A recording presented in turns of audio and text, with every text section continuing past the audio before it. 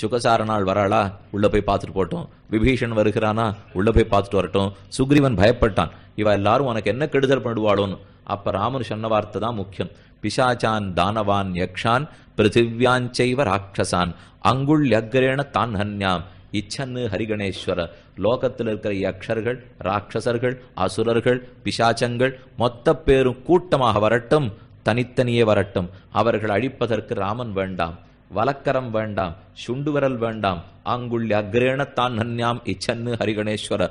நினைத்த மாத்திரத்தில் விரல் நுனியால இத்தனை பேரையும் கொன்று விடுவேன். அந்த தைரியம் இருந்து சொல்லியோ.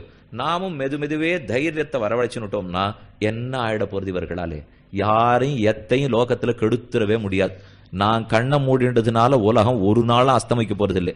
நான் கண்ணை திறந்துருந்தா உலகத்துல என்ன நடக்கிறதுன்னு நாம் பார்த்துக்கலாம்.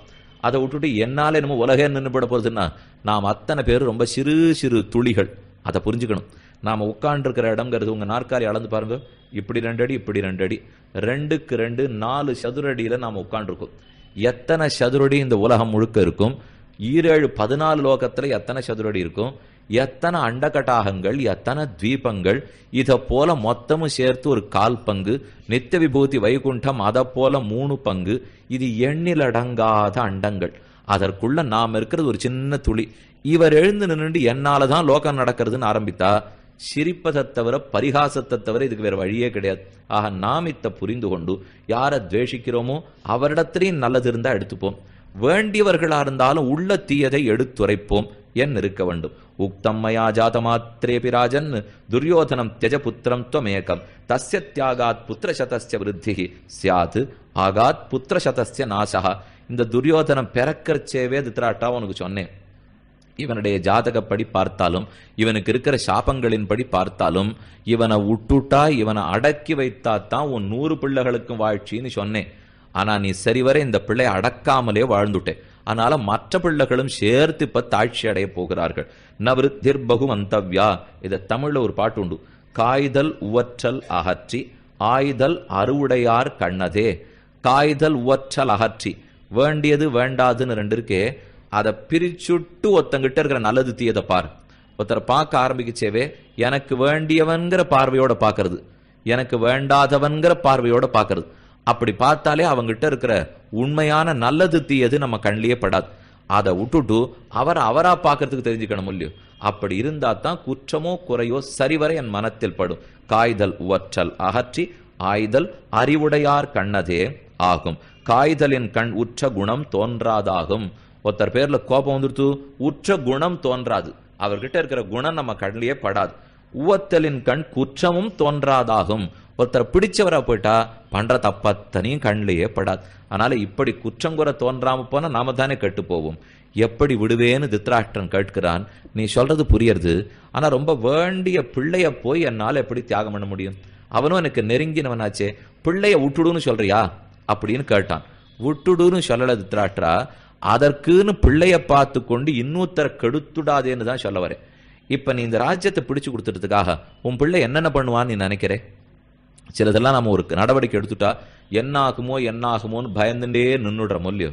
என்ன ஆகும்னு கொஞ்சம் பட்டியலை எழுதி பாருங்க. இந்த காரியத்தை நான் பண்ணணும், இது தர்மம், இந்த தர்மத்தை பண்ணினா என்னென்ன தீயது எனக்கு நடக்கலாம் அப்படின்னு எழுதி பார்த்தால் கடைசியில என்ன தெரியுமா போய் நிற்கும்? உயிர் போயிடும். இப்படிங்கிறத விட பெரிய தீயது ஒருத்தரும் பண்ணிவிடவே முடியாது. சொத்தை பறிச்சுக்கலாம், இல்லாத பண்ணிவிடலாம், மனைவியை பிரிக்கலாம், கணவனை பிடிக்கலாம், இடம் மாறுதல் பண்ணலாம். இன்னைக்கு அரசு அங்கேருந்து அங்கே தூக்கி போடலாம், அங்கேருந்து இங்கே தூக்கி போடலாம், தண்ணீர்லா காட்டுக்கு மாற்றலாம், உயிரே வாங்கிவிடலாம், அல்லது நமக்கு வேண்டியவர்கள் உயிரை வாங்கலாம். இவ்வளவு தானே கடைசியில் பண்ண முடியும். இதுக்கு மேல யாரையும் கெடுத்துடவும் முடியாது. உயிர் போதலை காட்டிலும் தர்மத்தை பாதுகாக்கிறது முக்கியம்னு முதல்லே சொல்லிட்டேன் திருத்தராஷ்டிரா. நீ எழுதி பார்த்தியானா கூட என்னென்ன நடக்க போறது? மிஞ்சி போனா உயிரை வாங்கிடுவா. இப்ப மட்டும் நீ தூங்கிட்டு இருக்கியான்னா நாளைக்கு உயிர் போனாலாவது ஒழுங்கா தூங்குறியான்னு பார்க்கலாம். இன்றும் நீ தூங்கலே, என்றும் தூங்க போறதில்லை. அதனால இதை நீ தராசு தட்டில் வைத்து நாளைக்கு என்ன கெடுதல் நமக்கு வந்துடும் யோசிச்சு பார். அது பெருசா படவே படாது. அப்பதான் தர்மத்தின் வழி நடக்கிறதுக்கே உனக்கு தோணும். நாம ஒரு கஷ்ட காலத்துல இருந்தோம், ரொம்ப பதட்டப்படுவோம். அந்த கட்டத்திலேருந்து வெளியில வந்தப்புறம் யோசிச்சு பார்த்தீங்கன்னா இந்த சின்ன துயரத்துக்கா நாம இவ்வளவு பதட்டப்பட்டோம், அது அப்படியே பனி விலகிறாப்புல விலகி படுத்தேன்னு அப்புறம் தோணும். ஆனா அந்த கட்டத்துக்குள்ள இருக்கும் போது ரொம்ப பயமாத்தான் இருக்கும். ஆகாய விமானம் பறக்கிற சொல்லியோ, அது மேக கூட்டத்துக்குள்ள பறக்கும், அது தட தடன்னு ஆட ஆரம்பிக்கும். மேக கூட்டத்துக்குள்ள இருக்கிறச்சே ஆடுறச்சே பயமா இருக்கும். அதுலேருந்து வெளியில வந்த அப்புறம் அது மேகம் ஒன்றும் பண்ணாது அப்படின்னு நாமே வெளியில வந்த அப்புறம் நினைச்சுப்போம். அது உள்ள இருக்கிறச்சே நினைச்சுக்கணுமோ இல்லையோ. எப்ப பயத்துக்குள்ள இருக்குமோ கடினத்துக்குள்ள இருக்குமோ அப்ப தைரியமாக இருப்பவன் தான் உண்மையாக முன்னேற்றத்தை அடைகிறான். ஆக விட்டு விடுங்கிறதல்ல, சர்வம் தொமாயதீயுக்தம் பாஷசே பிராசசம்மதம் நச்சோத்சகே சுதம் தியக்தும் யதோ தர்மஸ்ததோதயா. எப்படி தர்மமோ அப்படி வெற்றின்னு நீ சொல்றது எனக்கு கேட்கறது, ஆனா பிள்ளைய விடுறதுக்கு மனசு வரல. விதுரர் சொல்றார், பிள்ளைய விட வேண்டான்னு சொன்னீங்க, நான் எப்போன்னு சொன்னேன்னா உன் பிள்ளைக்கு தீங்கு செய்ய நான் சொல்லவே இல்லை. ஒருத்தன் நன்மையை விரும்புறவன் இருந்தா உலகத்துல இருக்கிற எந்த ஜீவராசிக்குமே தீங்கு நினைக்க மாட்டான். ஏன்னா தான் நன்னா இருக்கணும்னு அவன் நினைக்கிறாங்கிறார் விதுரர்.